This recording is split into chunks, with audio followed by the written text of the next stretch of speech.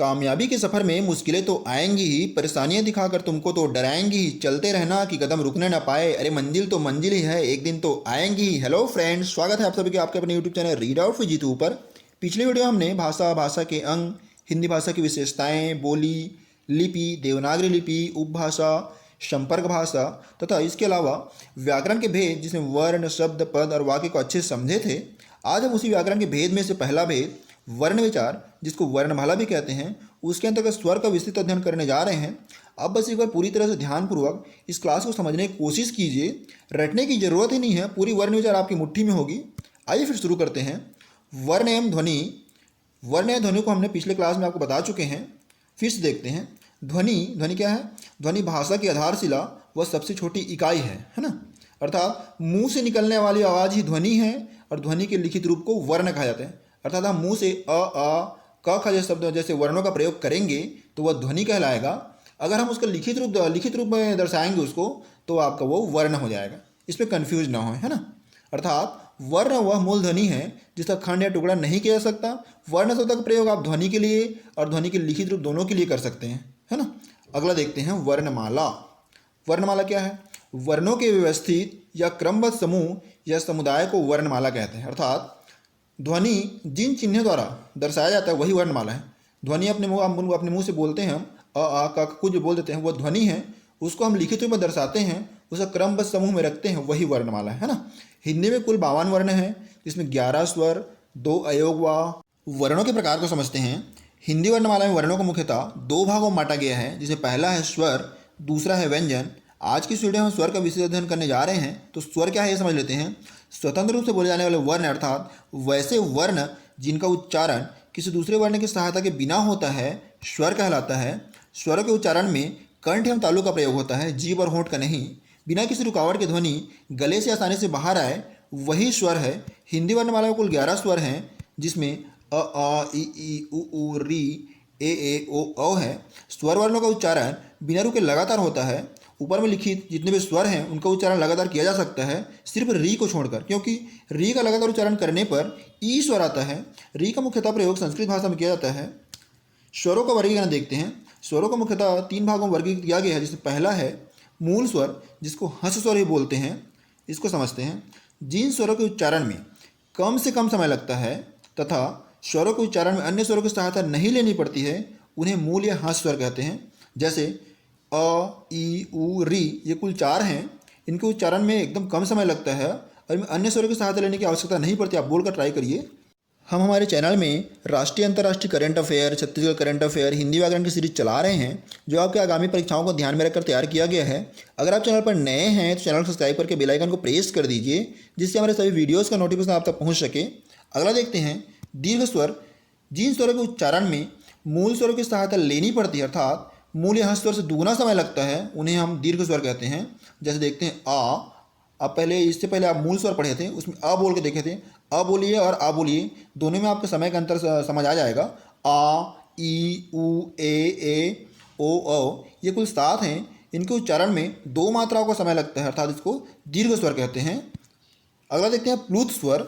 जिन स्वर के उच्चारण में दीर्घ स्वरों से भी अधिक समय लगता है, अर्थात ध्वनि बोलते समय 2 मात्राओं से ज़्यादा समय लगे, वही प्लुत स्वर है। इनका प्रयोग दूर से बुलाने में किया जाता है। आप ओम ऐसा करके बोल के देखिए, आपको समझ आएगा कि इसमें 2 मात्राओं से अधिक का समय लगा है। संयुक्त या संधि स्वर देखते हैं। इस प्रकार के स्वर 2 भिन्न स्वरों के संयोग या संधि के कारण बने होते हैं। आप ए बोलकर देखिए। ए में अ या ई अर्थात इसमें गुण संधि होता है। इसी प्रकार ओ, ए, औ, ये चारों जो हैं ये संयुक्त या संधि स्वर हैं। अगला देखते हैं अयोगवा। जिन वर्णों पर अनुस्वार और विसर्ग लगे होते हैं वे अयोगवा वर्ण कहलाते हैं, अर्थात स्वर और व्यंजन से अलग वर्ण ही अयोगवा है। हिंदी वर्णमाला में मुख्यतः 3 अयोगवा होते हैं। पहला है अनुस्वार, दूसरा है अनुनासिक, तीसरा है विसर्ग। आगे समझते हैं। पहला देखते हैं अनुस्वार वर्ण। इसका जो चिन्ह रहता है ऊपर में बिंदु रहता है। अनुस्वार हमेशा स्वर के बाद आता है। इसके उच्चारण में श्वास नाक से निकल, ध्यान रखिए, इसके उच्चारण में श्वास नाक से निकलती है ना। नासिक की ध्वनि ण, य, ण, न, म, ये ध्वनियाँ शब्दों के मध्य अंत में आकर अनुस्वार का काम करती हैं। आप प्रयोग करके देखिए। लंगूर बोलिए, लंगूर, झंडा, बंदर, ये सब उदाहरण देखिए। इसमें आपका जो श्वास है वो नाक से निकलेगा, है ना। अगला देखते हैं अनुनासिक स्वर। इसका जो प्रतीक रहता है, जो चिन्ह रहता है, वो चंद्र बिंदु रहता है। जब स्वर का उच्चारण करते समय वायु मुंह से और नाक दोनों से निकलता है तो वह अनुनासिक स्वर है। लिपि में अनुनासिकता को चंद्र बिंदु से इंगित करते हैं। आप बोल के देखिए हंस, हंस बोलिए, हंस, चांद, ऊंट, आँख। आपको जो वायु है वो मुंह और नाक दोनों से निकलेगा, है ना। इसको चंद्र बिंदु, ये ऊपर में लगा है चंद्र बिंदु है। वर्ण के सिरे के ऊपर मात्रा होने पर, जैसे वर्ण के सिरे के ऊपर ए का मात्रा है तो चंद्र बिंदु न लगाकर, जो चंद्र बिंदु का चिन्ह न लगाकर उसमें सिर्फ बिंदु का मात्रा लगा, जैसे मैं, चौकना हिसाब में आप देख सकते हैं। अगला देखते हैं निरनुनासिक स्वर। इसको मौलिक स्वर ही बोलते हैं। जब स्वर का उच्चारण करते समय वायु केवल मुंह से निकलती है तो वह निरनुनासिक या मौलिक स्वर कहलाता है। इसमें वायु केवल मुंह से निकलती है। अनुस्वार में किससे निकलती है? सिर्फ नाक से निकलती है। अनुनासिक में नाक या मुंह से, जबकि निरनुनासिक में केवल मुंह से वायु निकलती है। अगला देखते हैं विसर्ग। विसर्ग क्या है? इसका उच्चारण ह के समान होता है, जिसका चिन्ह जो रहता है ये ऊपर में दो, जो सामने में वर्ण के सामने में दो बिंदु का रहता है। अब उदाहरण समझते हैं। अतः, प्रातः, ये अंतिम में जो दो बिंदु लगा है वही आपका विसर्ग है। हमारे सभी वीडियोस का लिंक तथा हमारे टेलीग्राम चैनल का लिंक, जिसमें हमारे सभी वीडियोस का PDF अवेलेबल है, नीचे डिस्क्रिप्शन में है, आप वहाँ से प्राप्त कर सकते हैं। हमारे वीडियो को लाइक, कमेंट, शेयर करना बिल्कुल ना भूलें। अगला देखते हैं स्वर के रूप। स्वर के मुख्यतः दो रूप होते हैं। पहला है मूल रूप और दूसरा मात्रा के रूप में। मूल रूप को समझते हैं। मूल रूप वह रूप है जिसमें स्वर जैसे का तैसा शब्द में प्रयोग किया जाता है। देखते हैं, जैसे अ का अब शब्द में प्रयोग करेंगे अमरूद। इसमें स्वर को किसी प्रकार की छेड़खानी नहीं किया गया है, जैसे का तैसा इसमें शब्द में प्रयोग किया गया है। आ देख लेते हैं। आ का आम, है ना, आदमी, ई का इधर। जितने भी स्वर हैं सबका मूल रूप जैसे का तैसा शब्द में प्रयोग किया जाता है, वही स्वर का मूल रूप है ना। अगला देखते हैं मात्रा के रूप में। स्वरों के प्रतिनिधि रूप जिसमें व्यंजन वर्णों का उच्चारण हो पाता है मात्रा कहलाता है। अर्थात व्यंजनों में जब स्वर का योग होता है, तब स्वर का वास्तविक रूप क्या होता है? बदल जाता है। व्यंजनों में स्वर का योग होने पर स्वर का जो वास्तविक रूप बदल जाता है, यही बदला हुआ रूप मात्रा कहलाता है ना। व्यंजनों में जब स्वर का प्रयोग किया जाता है, जो योग होता है, तो स्वर का जो वास्तविक रूप बदल जाता है, यही जो बदला हुआ रूप है उसी को मात्रा बोलते हैं, है ना। हिंदी में कुल कितनी मात्रा हैं? हिंदी में मात्राएं 10 हैं। हिंदी में कुल मात्राएं 10 हैं और स्वर कितने हैं? 11 हैं। ऐसा क्यों? क्योंकि अ की कोई मात्रा नहीं होती है। अ की कोई मात्रा नहीं होती है। उदाहरण समझते हैं। कमल।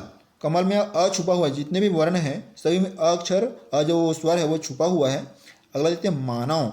मानव में अ सिर्फ जैसे का तैसा प्रयोग नहीं हुआ है। इसमें अ का मात्रा जो है आप स्पष्ट समझ रहे हैं, मात्रा के रूप में प्रयोग हुआ है। कान, इसमें वही दिख रहा है आपको। देखते हैं अगला कोयल। कोयल में ओ का मात्रा है, क में लगा हुआ है। सिर्फ ओ नहीं लिखा है, इसमें वास्तविक रूप में नहीं है, मात्रा के रूप में प्रयोग किया गया है।